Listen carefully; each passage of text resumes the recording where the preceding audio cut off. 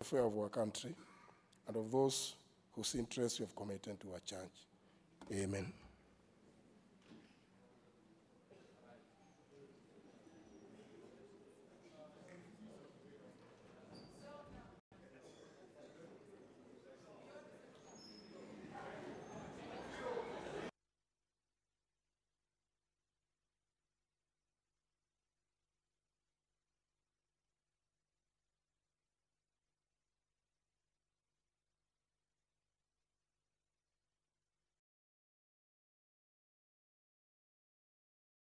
Order number 5, papers. Order number 6, notices of motion. Order number 7, questions and statements.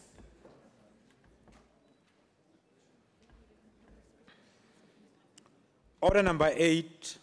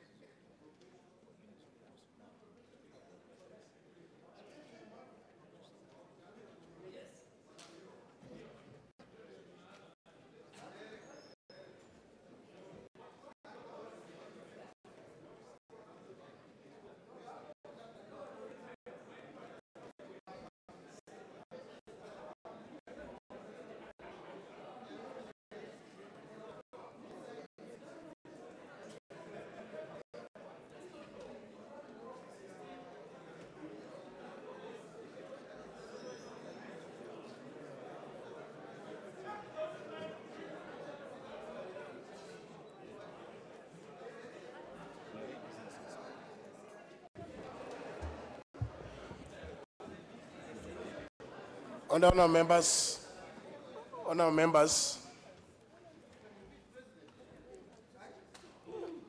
members, I can see there's a lot of interest in the business that is almost before the House. Due to the late period at which we concluded the consideration of the supplementary appropriations, the appropriations bill is in the final stages of preparation. It will be made available to the House in the next 30 to 50 minutes. And therefore, for the convenience of the House, I rearrange the business for consideration by the House such that the business appearing as number 8 and 9, and also within number 10, Roman 1, be conducted after the business appearing as order number 10, Roman 2, has been concluded. Therefore, honourable members, can you read order number 10? Order number 11. 11?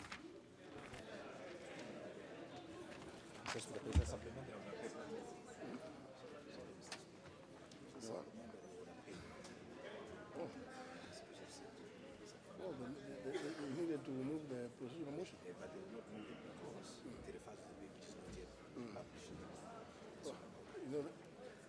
published. This one's just kept this. Sorry, honourable members, there is a supplementary order paper, which as order number 10 as a procedural motion dealing with the reduction of publication period of the supplementary appropriations bill.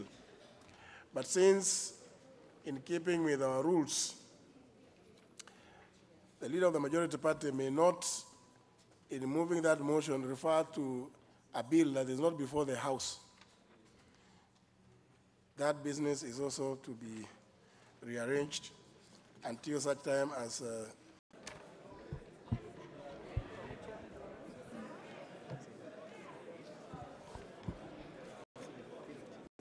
Order, members.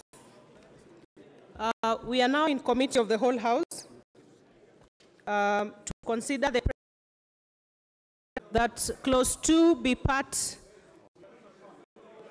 of the bill.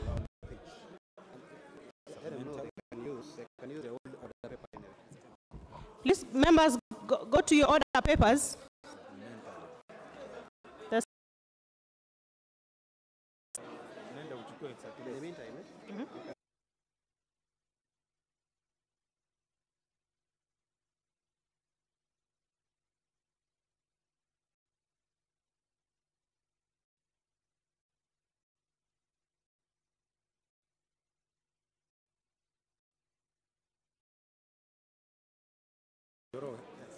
Honorable members, Honorable Kajwang.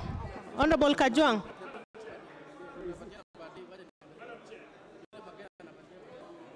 Madam Chair, can I use this? Madam Chair, allow me to raise a point of order and protect me from this whip who is crossing my way between me and the chair. Just go ahead, Honorable Kajwang. Madam Chair, in keeping with the standing orders, in committees of the House, we always begin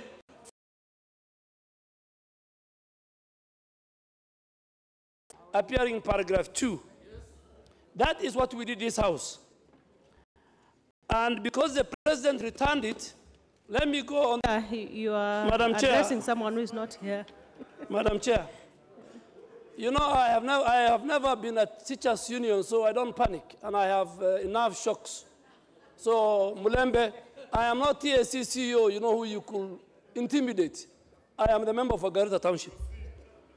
So this figure of 35 billion, Madam Chair, was factored in the budget of 2018-2019 by this House itself. And further extension of this will create a huge deficit in the budget that this House has passed. And that this morning, we were dealing with that deficit. And in the course of the approval of the Finance Bill 2018, the National Assembly petroleum price, kerosene, super, diesel at this price. No. The moment we pass this 8%, the ERC, as a body mandated, will do a calculation on how much is the 8% the President is proposing will be translated into other sectors of the economy. So, you know, Mr. Speaker, Madam Chair, this notion that if we put 8%, tomorrow the bus that flies Garissa, Nairobi will say, I will charge 1,000 shillings. No. The moment this comes into law, then ERC will say the only transferable cost payable by transporters, by passengers, or any other sector of the economy, this is what it means. So, Madam Chair, I think it's important that, and people are saying, Kenyan economy can only be compared with our peers. South Africa, Ghana, Nigeria. In South Africa, they charge 14% VAT. In Ghana, they charge 15%. Nigeria, they charge 5%. And please don't compare us with economies that when you combine all of them, they don't even reach our GDP. And this is the only economy, and this House can prove, and the chair of budget will prove here, that our budget is 99% funded by our domestic revenue that we collect from the people of Kenya. We don't beg IMF, we don't beg the World Bank, we don't beg any other. In fact, last Thursday, IMF withdrew the insurance they had on the volatility of the shilling. And until today, our shilling is still very strong. So, colleagues, I think I have given enough reasons, and I beg to move that the amendment on the order paper, on the memorandum of the President, be approved. I beg to move. Very well, Honorable Leader of Majority. I go on to propose the question, which is that Clause 18 of the bill as amended be amended as proposed in the reservations by His Excellency the President by deleting paragraph B.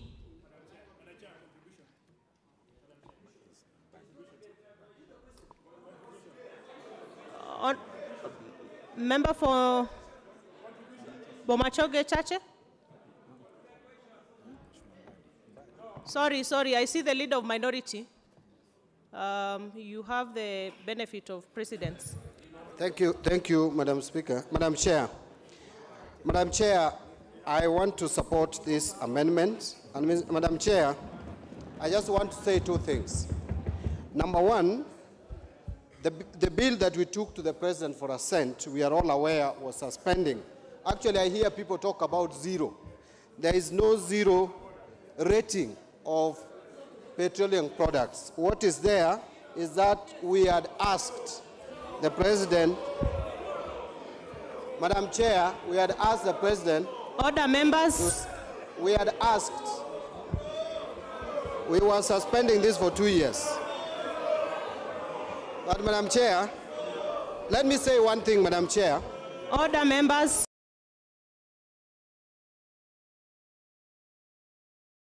So that even those transporters or those, the people who are charging fares may understand this, that the 8% on petroleum products is not effectively 8%. Because if you go down, you will find that excise tax is removed, or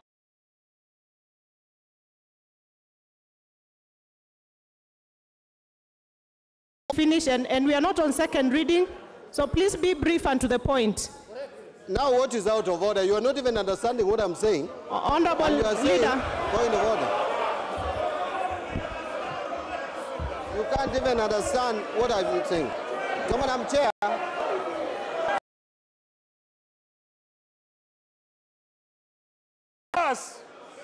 I want members to know what they are voting for. And I want to refer you to only one piece of legislation. The value-added tax on Section 5 of the Act. It says that the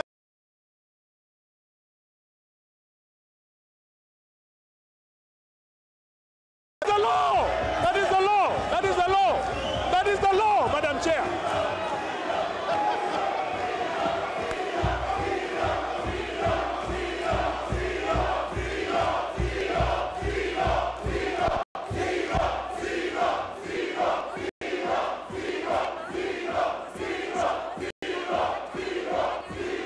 And for that reason, Madam Chair, I oppose.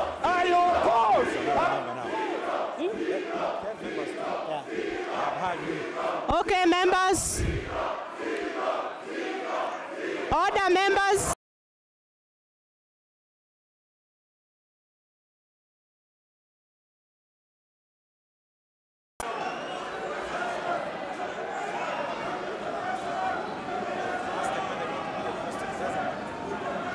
Okay, order, members.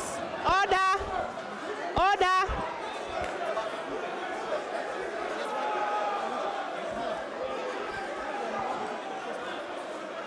I cannot put a question when you are screaming. Order, members. Is it working? Order, members. We cannot proceed when you are screaming. Order, members. I am going to proceed to put the question.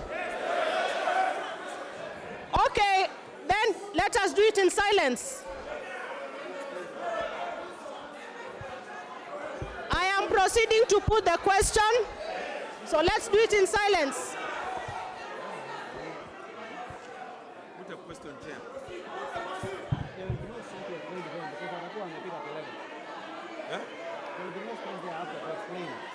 Yeah, so you say, you put a question, if once you have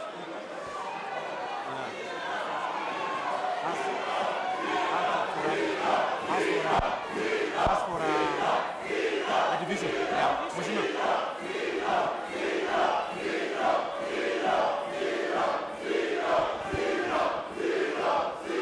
Okay, members. Order. Order, members. Order.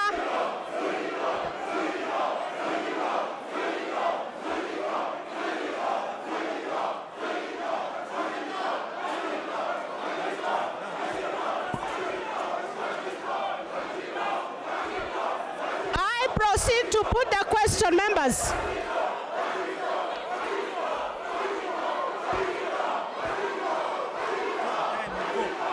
I am proceeding to put the question. Members.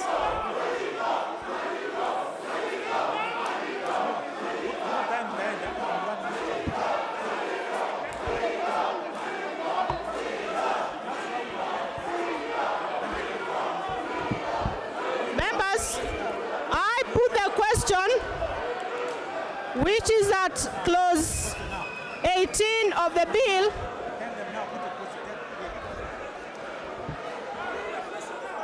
I put the question, members, which is at clause 18 of the bill, be amended as proposed in the reservations by His Excellency the President by deleting paragraph B. Honorable members, will as many as are of that opinion say aye? Aye. Will as many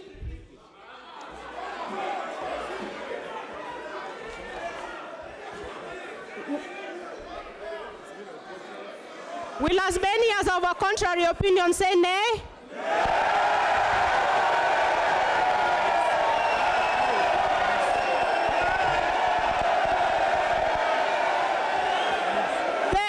Have it.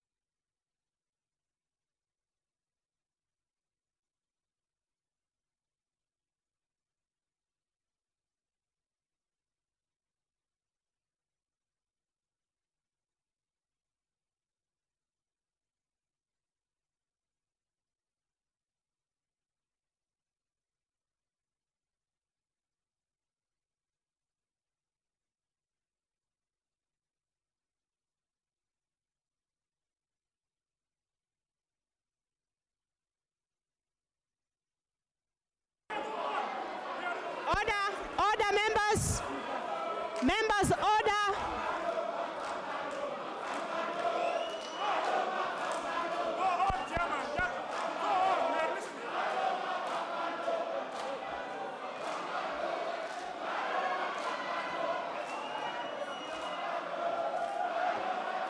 So we just go ahead and vote, eh?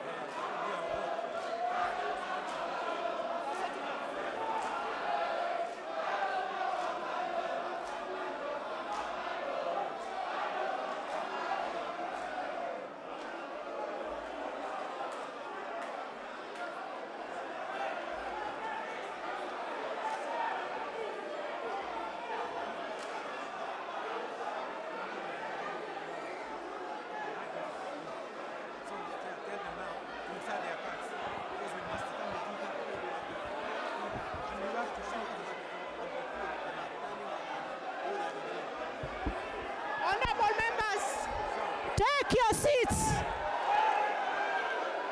Take your seats.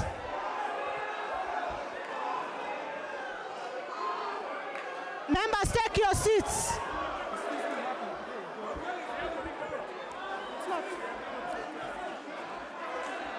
Members, take your seats. Take your seats, members.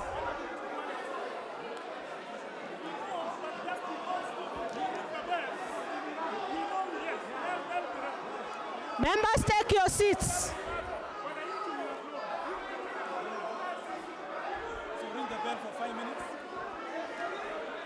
Yeah. So that they can vote. I order, Sergeant at Arms, that you we have the bell rung for 5 minutes.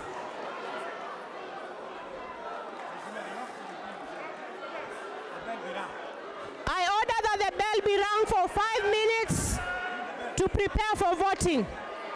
Ring the bell.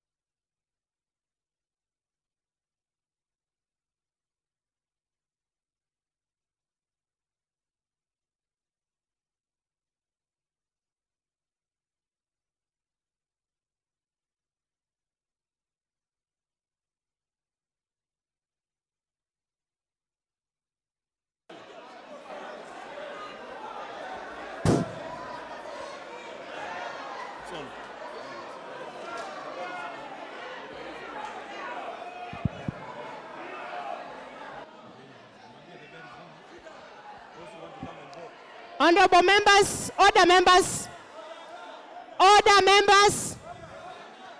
Members, the bell is ringing, and at the stop of the bell, you start voting. Take your seats.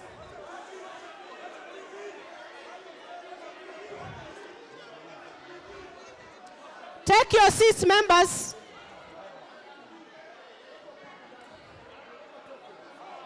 Once the bell stops, you start voting.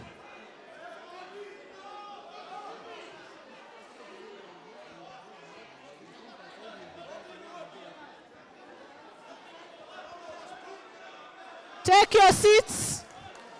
Honorable Nkatha, take your seats.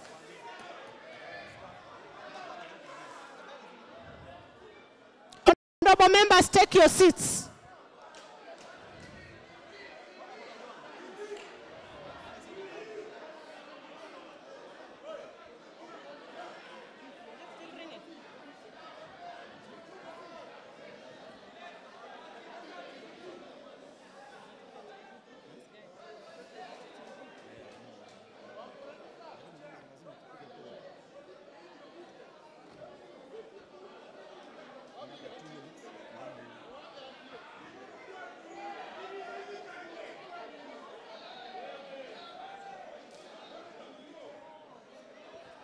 Order members, get ready.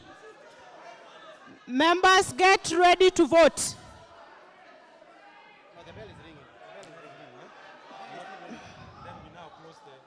The bell is ringing, and those asking for points of order, there's nothing out of order. Just prepare yourself to vote.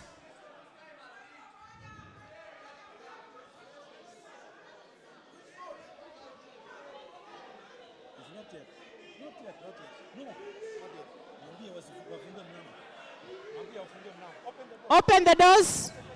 Open the doors. Keep the doors open.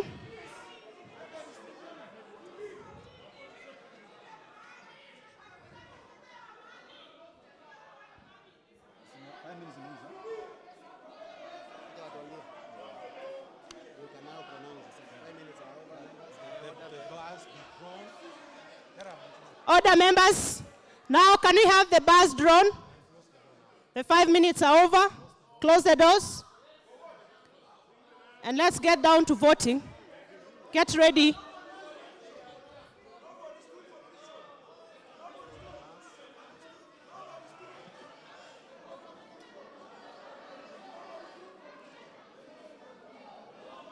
Let them insert their cards. Stop making noise. Insert your cards. Insert your cards.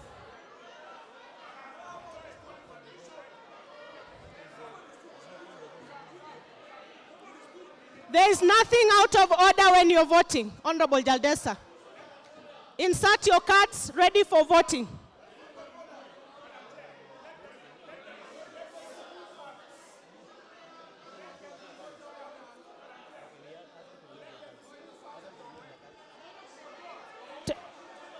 Order.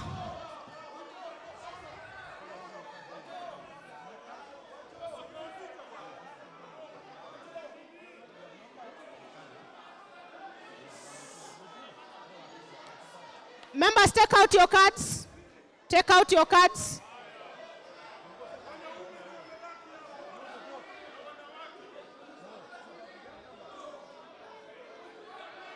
Take out your cards.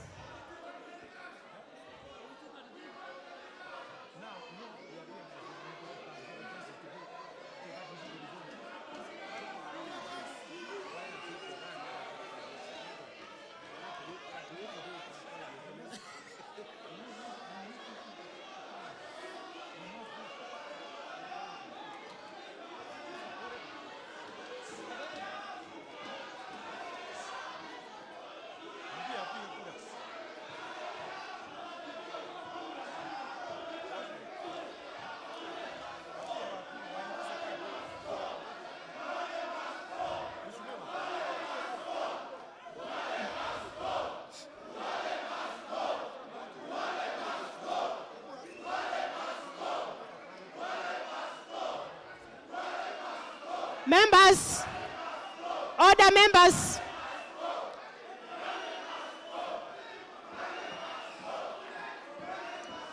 Put in your cards, members. Okay, now sit down and vote.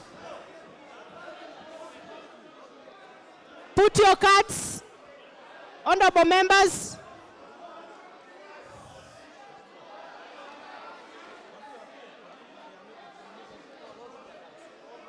Log in your cards now, members. Log in your cards. Log in your cards.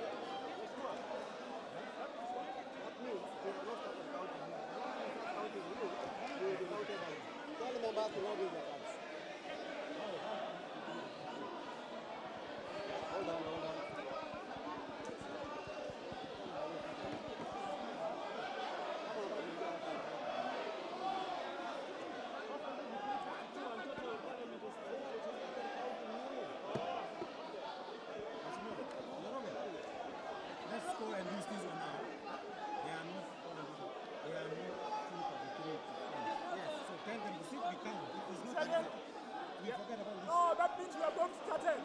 We have not started. If there are no numbers, they cannot proceed to vote. Ambia wakae tukao. Joroge. What has to count the numbers? What has direct us to count the numbers? Order, members. Order, members. Sit down, members. We are going to be guided by the standing orders, members. We are going to be guided by the standing orders, honorable members.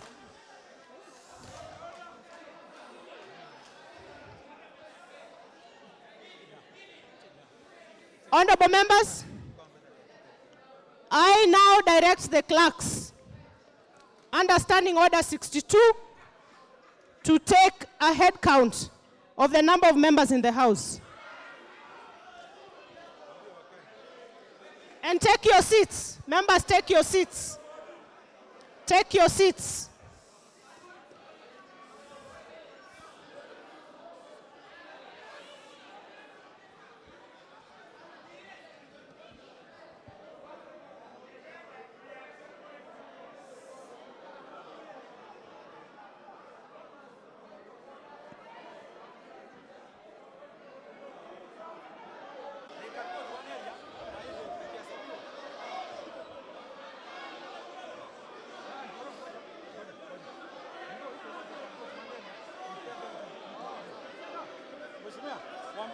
Honorable members, you want to do mlolongo?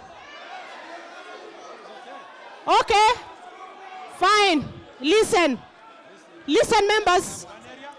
Take one queue. Let's do mlolongo. Take one queue. All of you go to one side. Go to one side. Go to one side. Go to this side. This is the queue, honorable members.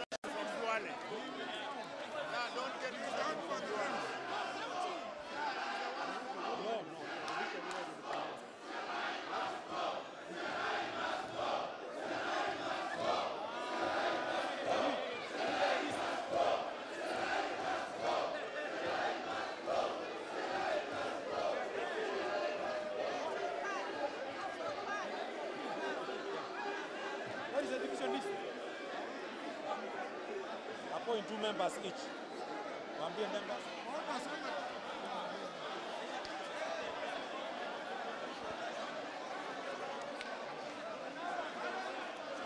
Members, order, members. Members, order. Order. Let us be silent, members. Let us be silent, members. Members, can you be honest? Do you want the count to happen? You want us to count the numbers? Yes, then let's do it in an orderly manner.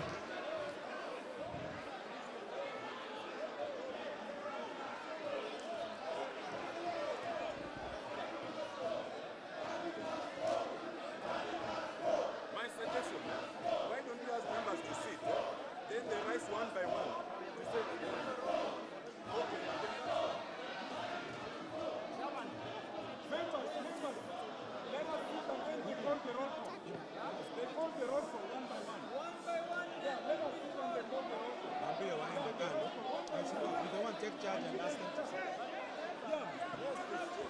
Take your seats, members.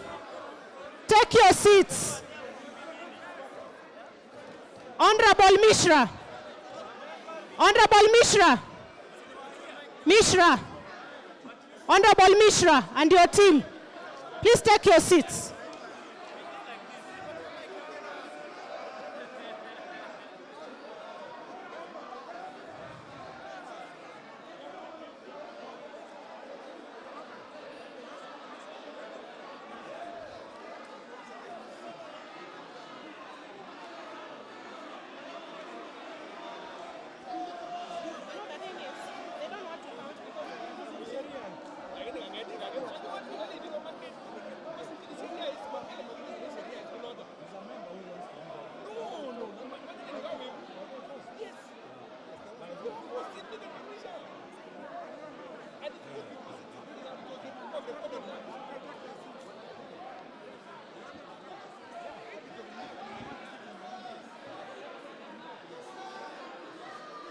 Members, take your seats. Take your seats, members. We are taking a roll call. We are taking a roll call, members. Sit down. Sit down. Everybody, please. I can't do that. Sit down.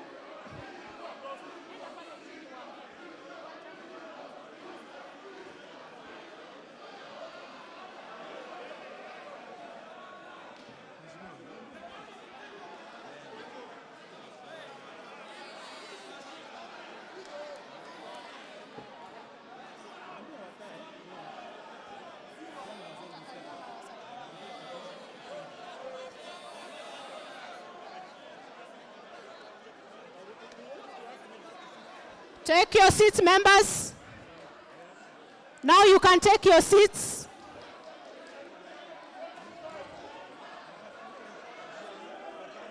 Take your seats, members. Please take your seats. Honorable Kamket, take your seats. Honorable Kamket, take your seats. Honorable Mili, please take your seat.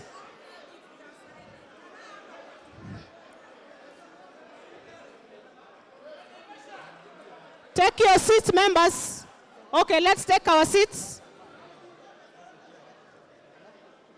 Let's take our seats. Then we take the roll call.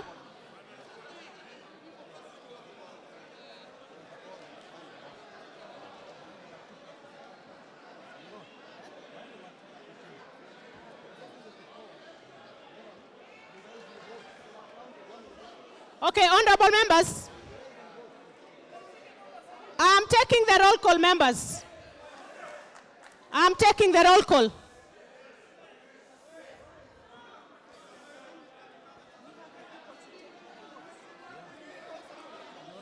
The best would have been for them to come and take that. Watajaa hapa. The best is to ndio wasikie hata wao.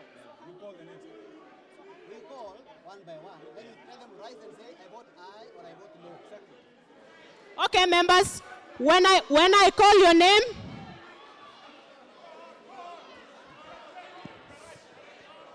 when I call your name, you make your stand, whether you are no or yes. I think that's simple enough, honorable members. I think that is simple.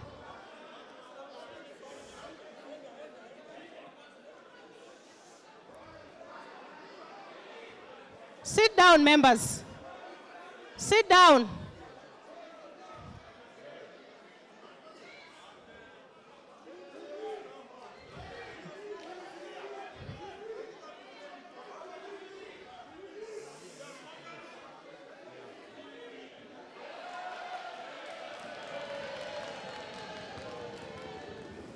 Okay, members.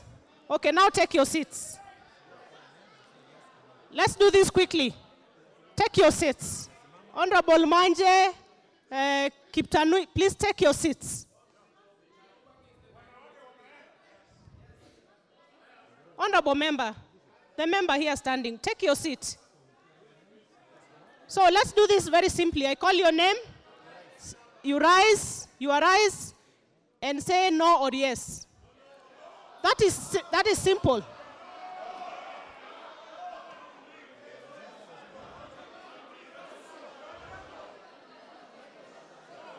So do you really want to vote, members? Okay, where is Honorable Yusuf Hassan? Honorable Yusuf Hassan.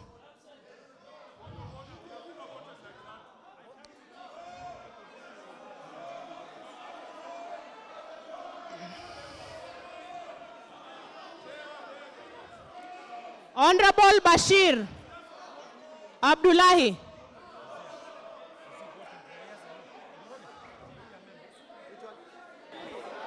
Honorable Bashir, you say yes or no?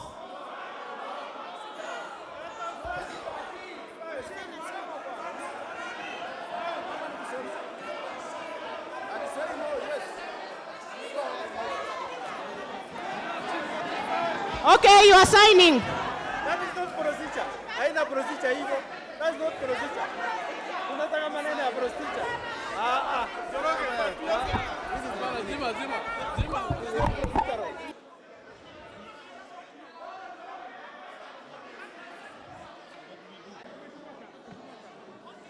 We are doing a roll call. Okay?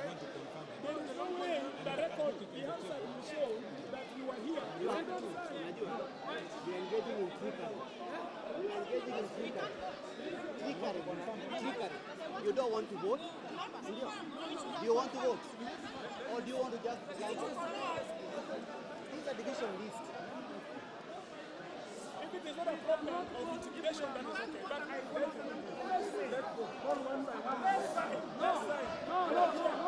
We cannot vote until we are to the we want to establish. How do we establish whether we are to the Order members. Order members.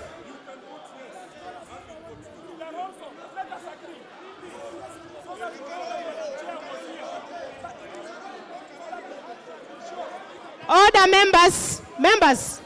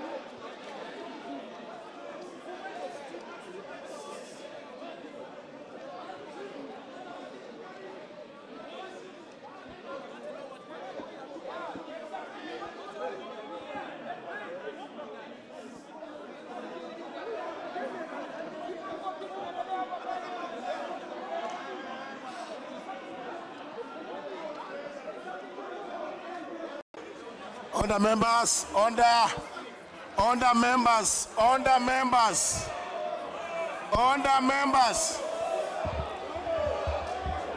order members.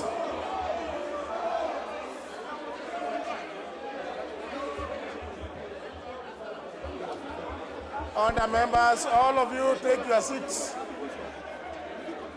Sergeant at arms. Everybody take your seats. Take your seats. Take your seats. Take your seats. Take your seats.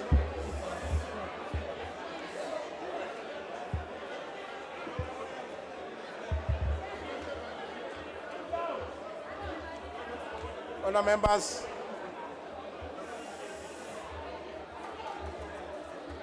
Other members, all members upstanding, please, can you take your seats? Honor members,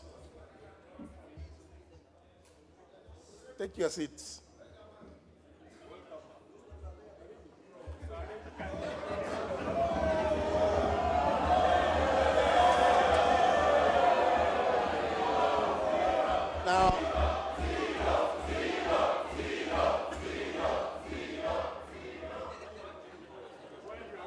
Now, honor members, you see, you are at liberty in the House to take whatever position on a matter. Honor members, and the House must at all times be guided by its own rules. Honor members, honor members, honor members, honor members, honor members, honor members, you were in committee of the whole house, and some of you claimed for a division.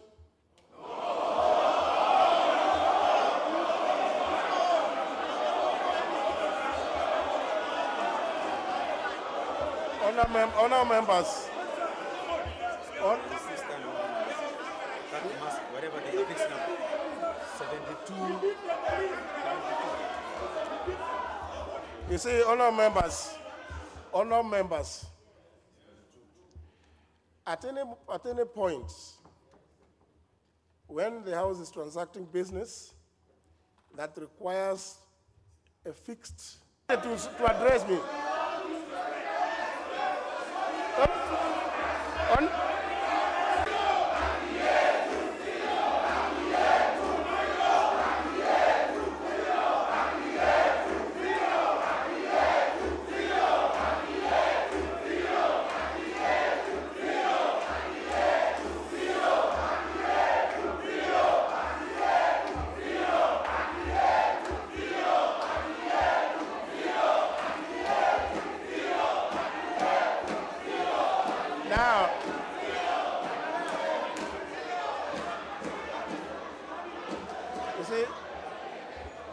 You see now, honor members, it does not last long because the House must transact business. Now, honor members, there has arisen some dispute from some of you making certain claims. Yeah? I'll listen to the claims from a maximum of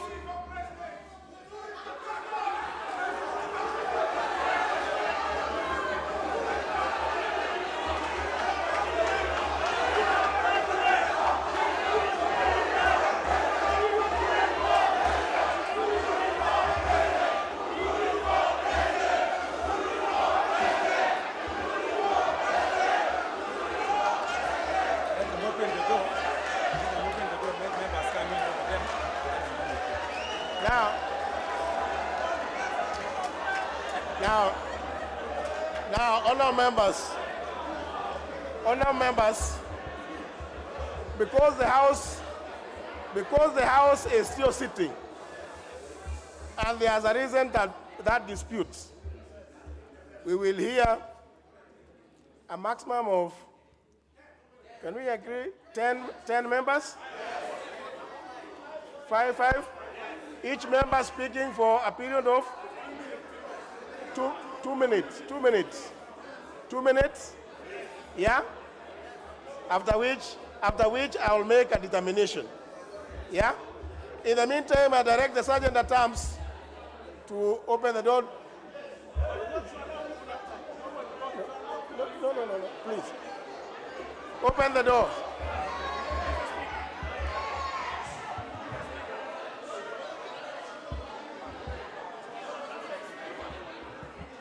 Now, honor members,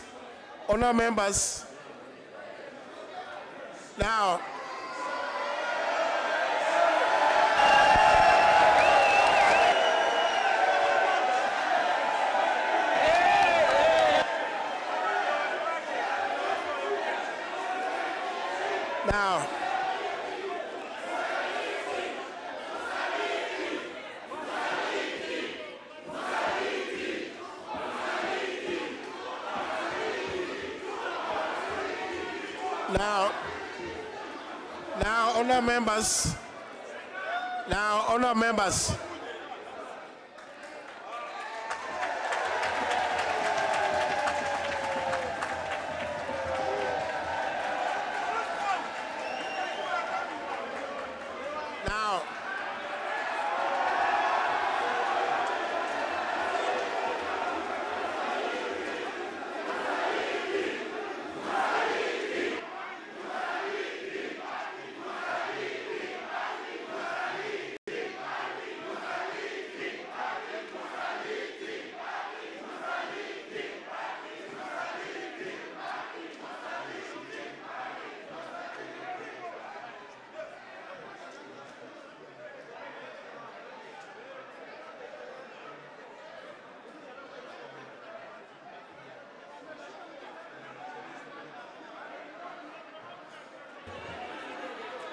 Now, other members, now, other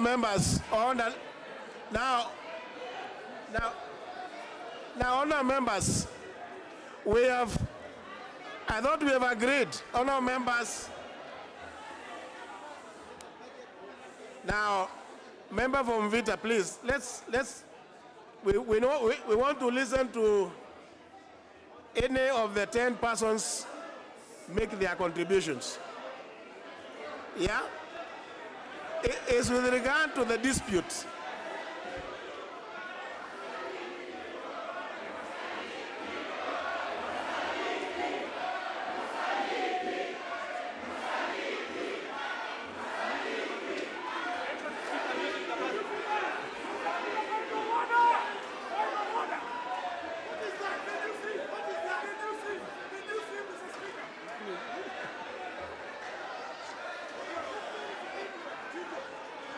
Now, therefore, honor members. Now, okay.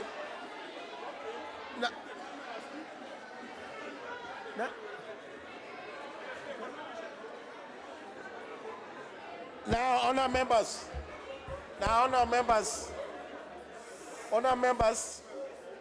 With regard to what we've just, the decision we have taken, that will hear 10 members to explain what the dispute is all about. All right? No, honor members, the House must transact as it normally does. There will be 5 from this side and 5 from this other side. That's the way we operate in this kind of governance architecture. So, honor members, and let's listen to every person without necessarily people saying this one out of order. But let me also say this. There has been a general concern that the female gender is most of the time getting sidelined because they are not always here in good time to put their accounts to log in. So you will allow me the liberty to pick. No, I'm not saying only. I'm not saying only the female gender. So, and let us balance regions. There will be from Nairobi the Honorable T.J. Kajwang. From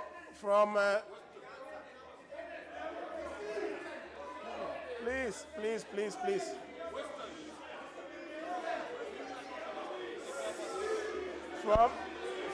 From Western, there will be honor members. From Western, there will be just. I've heard you.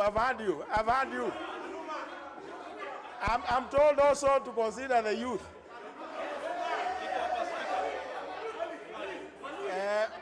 Mohammed Ali from Kisauni. No, please, let us also agree. Those of you in leadership who always get a chance, please, let's allow from Kitui County, the Honorable Makali Mulu.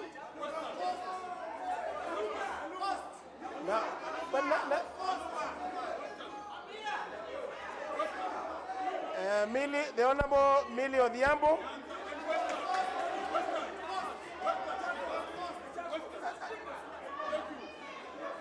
Now, we agreed on the 5.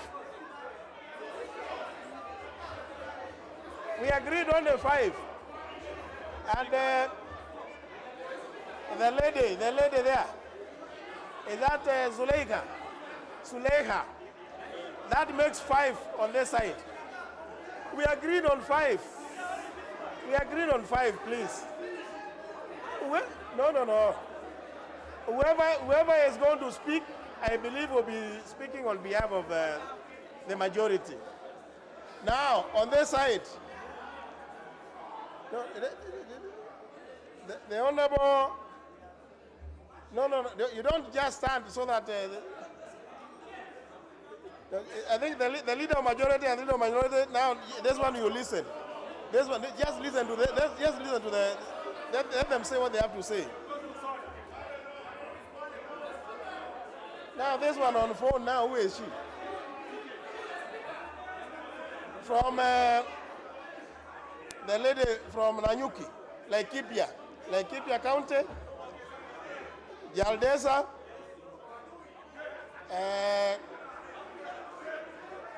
this gentleman, the member for where? There? Mandera? Mandera what? Mandera North? What is he saying? No. Just a minute. The member for Mosop. The member for Mosop. And the member for Kiambu. That's a 5 also. It's spread across. Oh no, member, it's spread across. We agreed 5 members. We agreed on 5. No, there's nothing out of order now. No, forget about those things. We don't operate that way.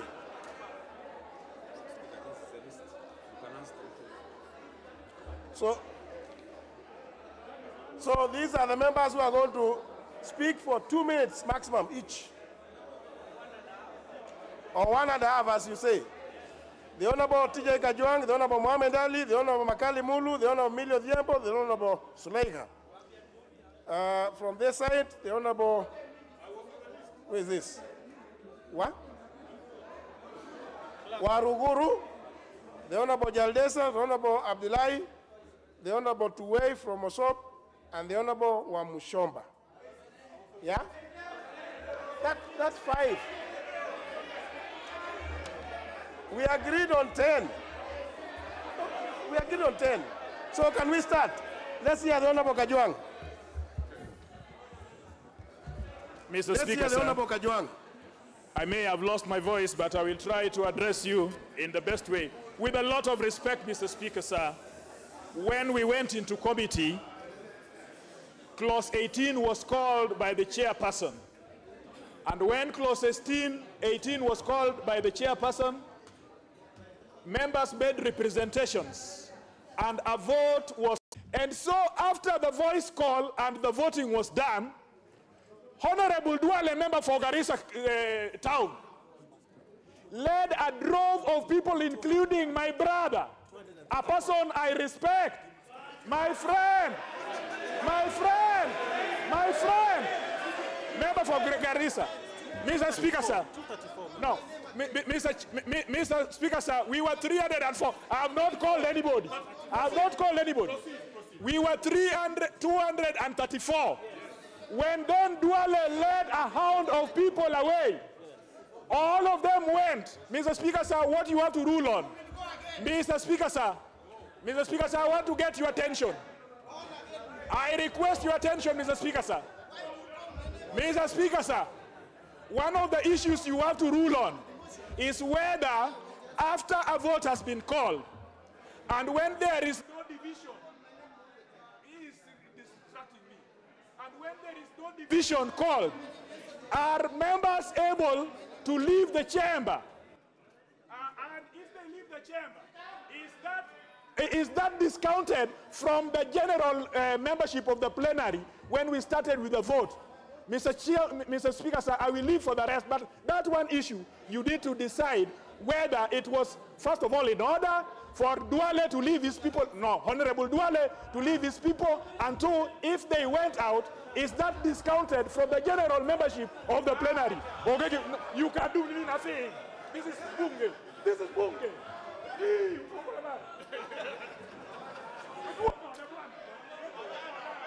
Honorable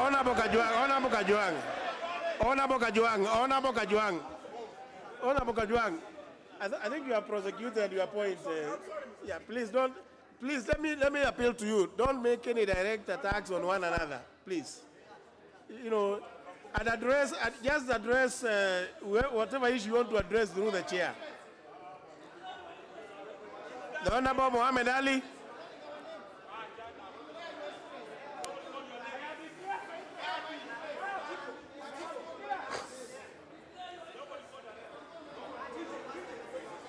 Honorable Mohammed Ali. Correct.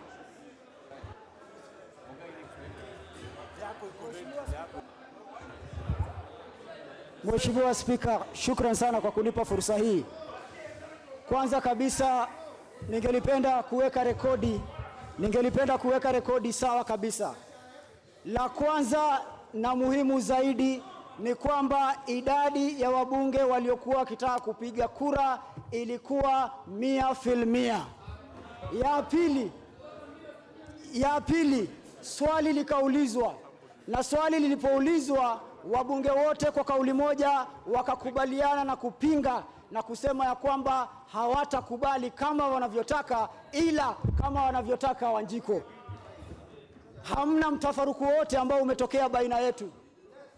Wakati ambapo spika aliomba tuweze kupiga kura, tulikubaliana kwa kauli moja tuweke foleni, lakini baadhi ya viongozi ndani ya bunge wakiwemo Duale na Mbadi wakaanza kuingilia na kuzuia upigaji wa kura.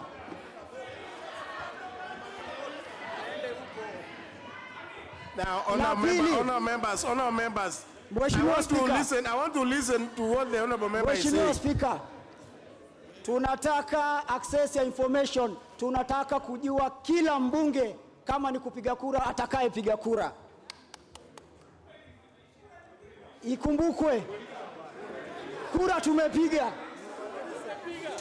kura, tumemaliza kupiga kura, na kauli mbiu ni kwamba wabunge wamekataa na wameungana kwa kauli moja.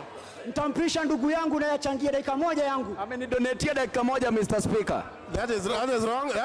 No. Honor members. Now, Honorable Mohammed Ali, that is disorder. Because there are very many members who needed to speak, but we agreed 5-5. Now, to want to use the floor to now donate another time, this is not right. Because we could have said even 10. The Honorable Makali Mulu. Yeah. Thank you, Mr. Speaker. Mr. Speaker, as you have heard, the no vote carried the day. Procedurally, what is expected is people to stand wherever they are if they want to go for a division. I can confirm, Mr. Speaker, nobody stood, instead people started walking out. So, Mr. Speaker, I think the issue is, should they have stood wherever they are to be counted so that we go for a division, or should they have walked out? And I think from that point, we lost it. But the vote was taken, and the no carried it. Honorable Emilio Diambo.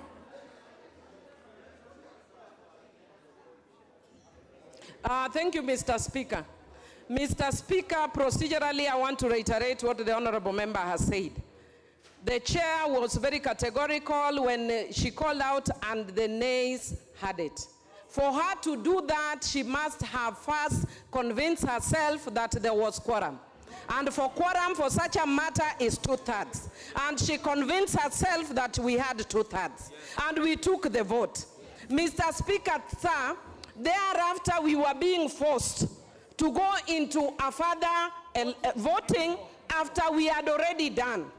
And Mr. Speaker, being obedient members of parliament, we were even willing to subject ourselves. But the mode, let me just explain, even the mode that was even used to determine people then was extremely faulty. So we even challenged that, Mr. Speaker.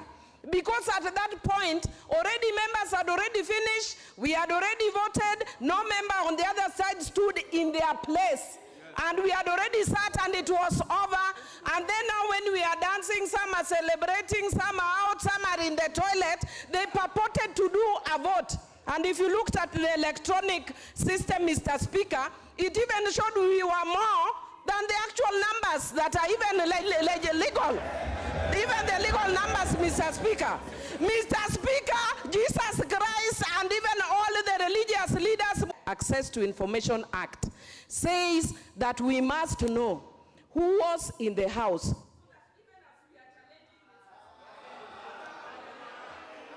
Honorable Suleika. Haya, asante sana Mheshimiwa Spika kwa kunipatia nafasi hii ya kuzungumza. You know, 2 minutes please. Mheshimiwa Spika, tulipiga kura kama wenzangu walivyosema na tukakataa na tukafaulu na Madam Chair akakubali. Lakini baadaye kukawa kuna wengine wanataka tupige kura kupitia tarakilishi. Kwa hivyo tukaweka kadi zetu ikaonesha idadi kubwa zaidi ya 352. Tukaanza kukawa kuna utatanishi kwa sababu hiyo idadi si idadi ya jumla ya wabunge, kwa hivyo haiwezekani. Clerks wakaanza kutuhesabu sisi na vidole. Kwa kweli Mheshimiwa Spika, huwezi kuhesabu watu katika chumba kikubwa kama hichi na kidole, huwezi kufaulu. Kwa hivyo hiyo kura haiwezi kuwa iko halali. Na wengine kuko mlango ushaambiwa ufungwe, lakini ikawa sergeants wanakubali watu wengine watoke. Na mimi nimekuwa hapa bunge mara pili, najua mlango ukifungwa hamruhusiwi kuingia na hamruhusiwi tena kutoka. Alafu kitu chengine sahihi, hakuna kuonesha, hakuna yani njia ya kuonesha mbunge gani alikuwa ndani, na ni haki wananchi wajue nani yuko na wao na nani hayuko na wao. Kwa hivyo nataka utusaidie tuweze kupata hiyo information. Shukran sana. Honorable Waruguru. But it's only 5 people. Thank you, Mr. Speaker. Mr. Speaker, thank you for according me this rare opportunity to explain the situation and moving way forward. And Mr. Speaker, you realize that this house is covered by CCTV camera. There's nothing which is happening which is not recorded. And for the sake of the report answered and moving forward, the way this house is going to be judged by Kenyans, and even the people who've been critiquing the legislative arm outside there, Mr. Speaker, the truth of the matter is there was a unanimous no. And for that purpose, Mr. Speaker, there was no need for a division bell. The division bell came afterthought when the leader of majority caused a confusion at the floor of the house by championing people to walk out of the chamber, Mr. Speaker. So for that reason, let it come on record. I am on no, I'm standing with 0, and nobody can take away the rights of Kenyans. Thank you. Honorable Jalesa.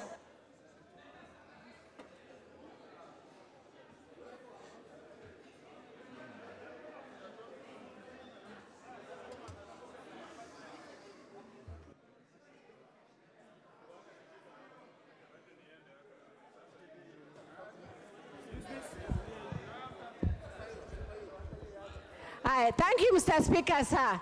Mr. Speaker, sir, what my colleagues have rightly stated is the true position. The chair, Mr. Speaker, the chair called for division. The House 99% voted no. At that point, Mr. Speaker, the majority leader came and started pushing people to go out there that the bill was passed. Therefore, the bill was not passed and we rejected the proposal. Thank you. No. Okay, honorable members, the next one is Honorable Abdullahi.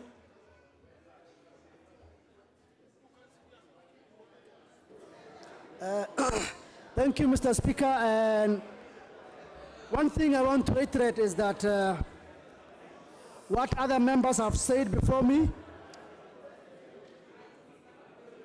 when the vote of the ayes and nays were happening, and after it happened as well, 2/3 of the members were present in numbers.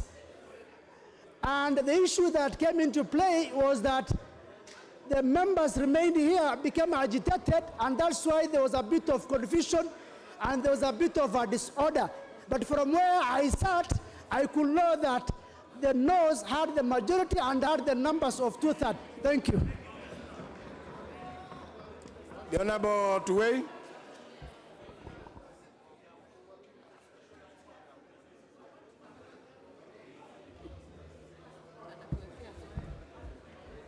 Thank you, Mr. Speaker, sir. Mr. Speaker, sir, what is at play here is parliamentary democracy guided by its own rules, Mr. Speaker. Under Article 95 of our Constitution, which is very clear of the mandate we have today of representation, legislation, and oversight, one cannot believe what we have seen here today when members of parliament took a vote and there was equivocally no in the whole house. Mr. Speaker, I want you to have, from me, I'm a first-time member of parliament. And if this is how parliament is going to be conducted, Mr. Speaker, sir, the public there will not have confidence in us and the House. I wonder why we have the gadgets before us, which is showing the program of voting, and we did vote it, and it came 352. Rigging. And actually it became a surprise to us. Mr. Speaker, sir, I ask you kindly, the vote was taken and no took it. As a member of parliament of Mosob, I can't stand this. I've been sent here to represent my people, and I must be given my position to state it very clearly, whether yes or no, but not to do all what we have seen here, that games are being played, party position is here, we know, but it has now come to a member's position to realize where does he want to vote. I've seen here members of parliament's guard have been taken. Even Mheshimiwa's guard has been taken here by a member. All these guards were taken by a member, and the member has just disappeared into the latrine. Shame. We can't conduct the House like this, Mr. Finally, honourable members, I think it is, you are also being dishonest.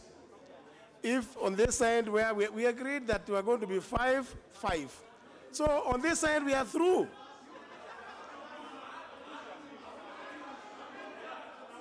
How many people have spoken? Yeah? Now you are please. On this side, the Honorable TJ Kajwang has spoken.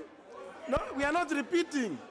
The Honorable Kajwang has spoken, the Honorable Makali Mulu has spoken, the Honorable Mohamed Ali has spoken, the Honorable Suleika, the Honorable Milio Diambo. Those are 5. Now we have only one member from this side, Honorable Amushomba.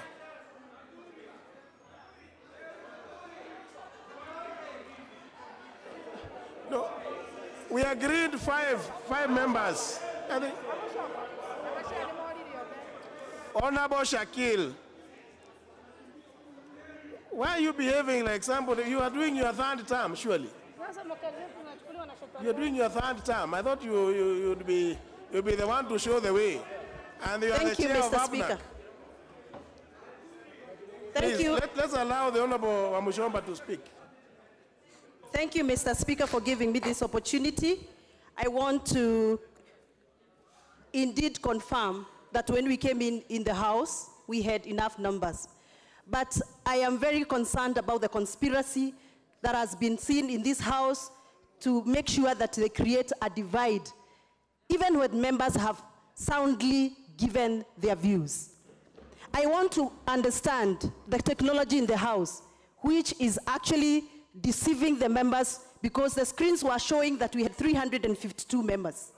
How did they come up with that number? Yet, you say there is no quorum. 2, I have some information that already a 411 information has been sent out, declaring that the bill has passed, which is completely wrong. This is shameful. We cannot allow that. We came here dedicated, ready, committed to stand with one. Members on this side to express themselves, and 5 from this side. Now, the issue, now listen, the issue being raised is one of numbers. But yet, don't tell me. You, 2 of you, the Honorable Tuwe and Honorable Mushomba, and indeed, I was just here observing what was on the screens. If you read Article 97 of the Constitution, it shows you the numbers of this house. They are 349. 349. It is indeed true. A part of the reason why I came in is I got shocked how the screens could show that there was present 352 members.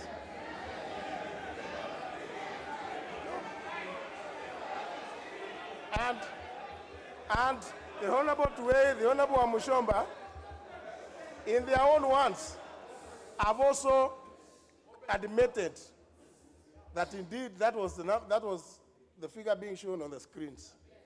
It was also the figure being shown on the screen just in the room behind here, where I was. And surely looking at this hall, which has got 350 seats. Now, I don't know where the 352 are seated. And you can see how many seats are empty. It therefore means, honourable members, we must fall back to standing order number 72. Yeah, and we must, of course, we must be guided by our own standing orders. I say that where there is doubt, the Speaker, honourable members, where there is doubt, the Speaker orders a second round of voting.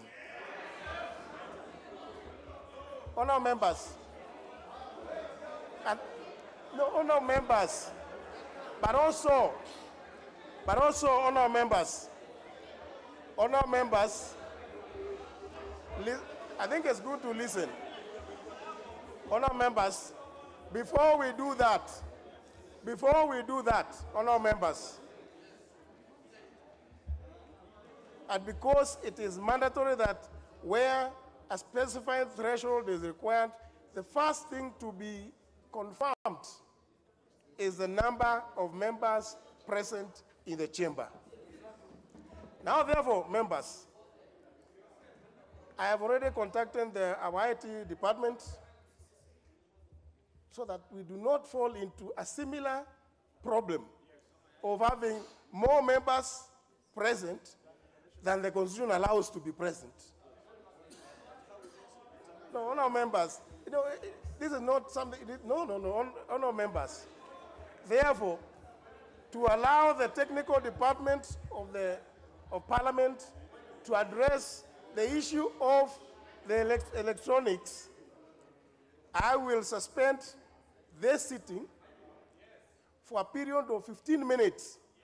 So that when we come back, honourable members, so that when we come back, honourable members, those of you who are insisting on going on with the division, honourable members, if we go on with the division with the faulty machines, you will get the same problems. So let our technicians work on the machine. Honourable members, there can only be one person to make some decisions. They may be unpopular, but they must be made. Now, because in any event, none of you is leaving. None of you is leaving. None of you is leaving. So let us just get the technical department, finish the problem, and we come back here. So, honourable members, the sitting is suspended for 15 minutes to allow them to finish what they have to do.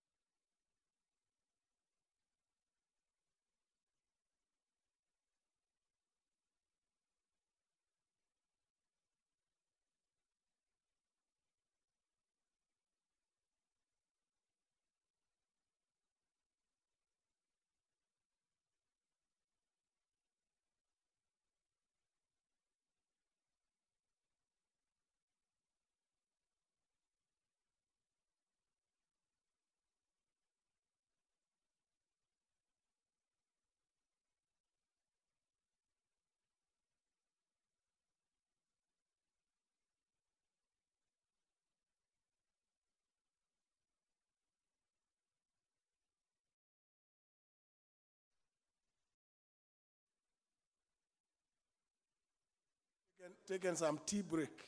So maybe it is only fair that we alert them that we are starting. I appreciate. So the Sergeant at Arms, could you ring the bell for 5 minutes?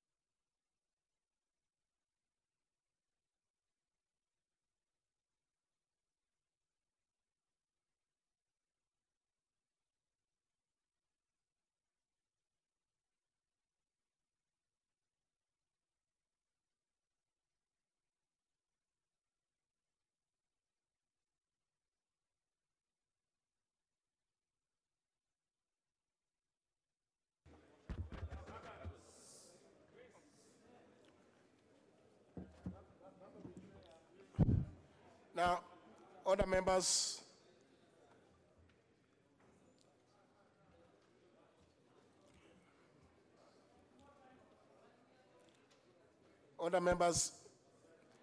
we may now resume.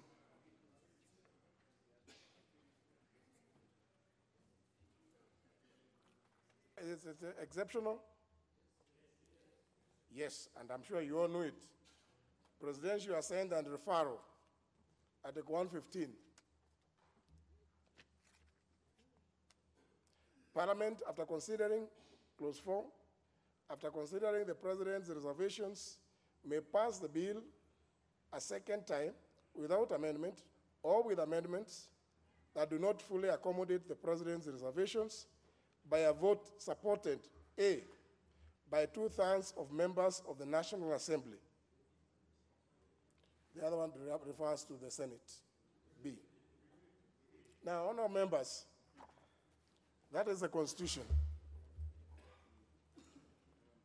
I was standing on number 72, clause 2. Indeed, which it is a roll call division when the division is claimed. But subsection 2 says, honourable members, don't address me.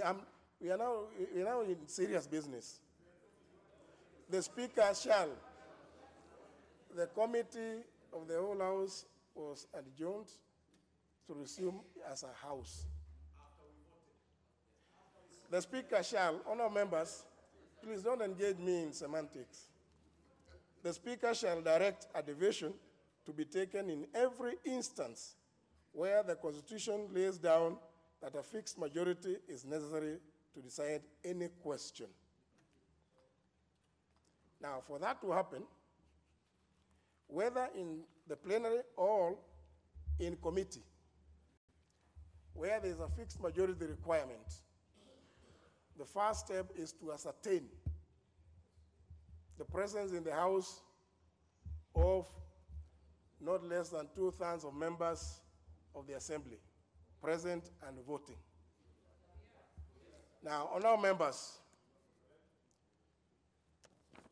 as far as I'm sure all of you know, the official record of Parliament and of this House is a Hansard. And I've got a transcription of all what transpired in the committee of the whole House. And I want to read. Honourable members, take your seats. Take your seats, honourable members. Sergeant Arms, I order that we have the bell rung for 5 minutes to prepare for voting. Ring bell. The division bell was rung. I'm giving you the official record, which even 100 years from now, honourable members, honourable members,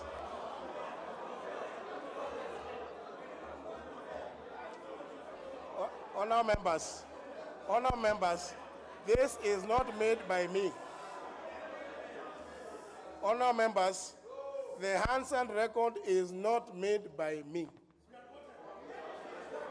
Honourable members,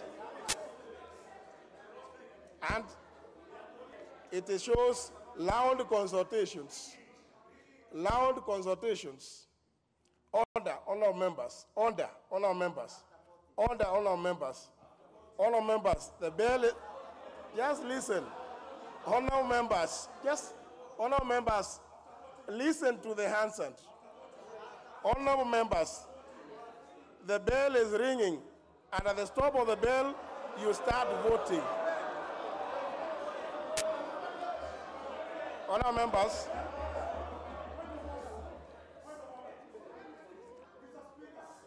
the honourable member, you are out of order. The honourable member, you are out of order. You are out of order. I am reading the official record. It is not. You can deny. You can all deny. But there will be no other official record. Honourable members, there will be Honourable Murunga. Honourable Murunga. Honourable Murunga. There will not be any other official record of the proceedings of that time, except this. So, honorable members,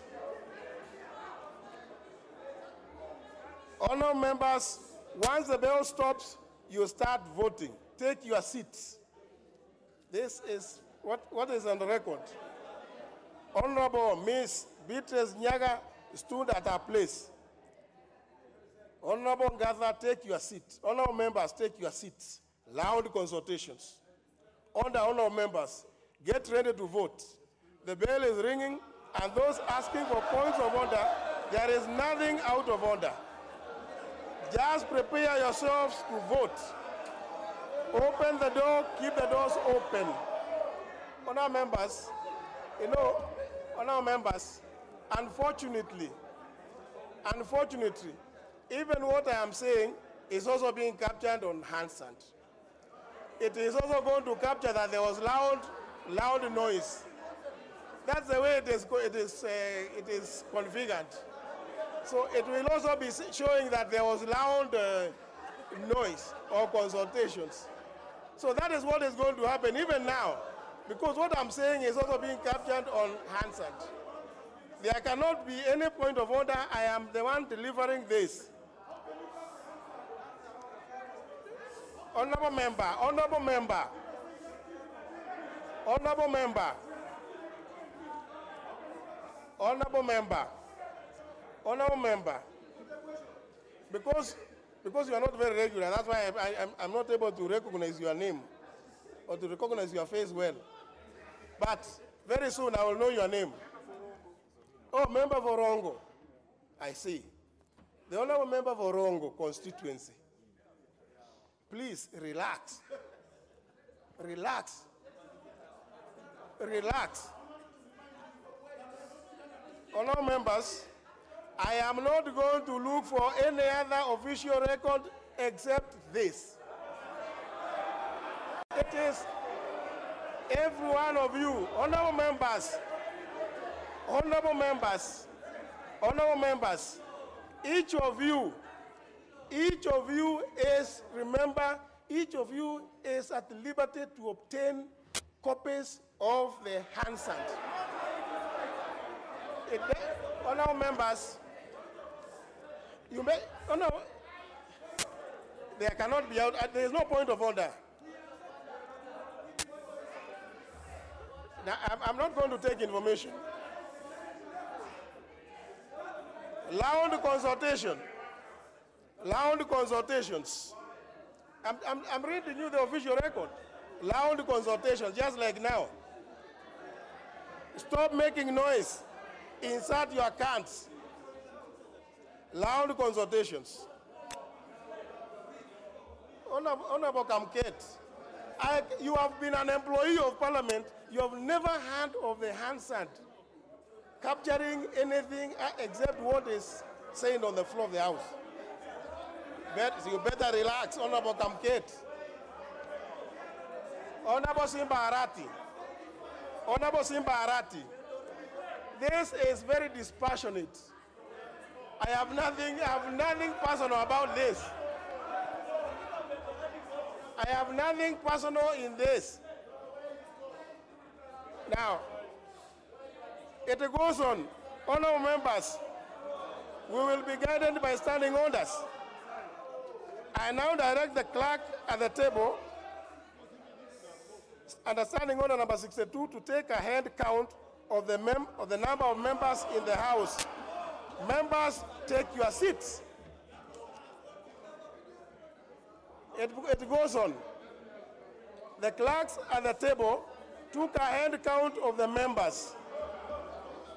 It shows nobody is allowed to leave the House at the moment. Loud consultations. Then, honorable members.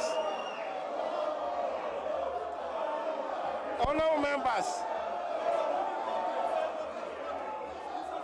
You see?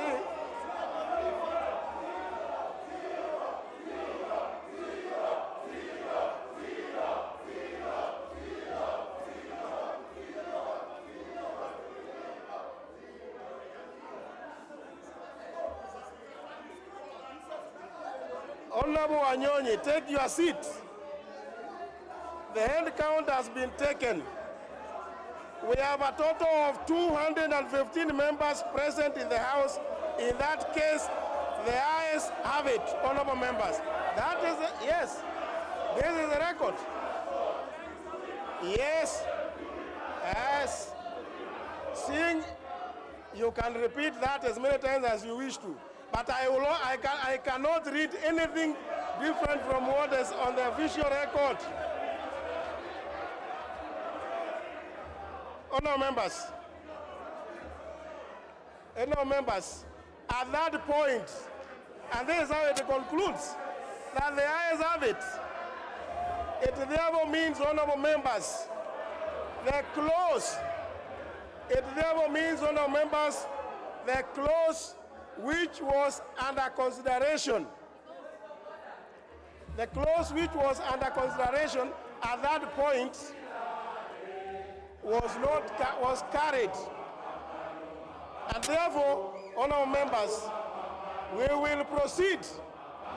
We will proceed in committee. We will proceed in committee to the next order.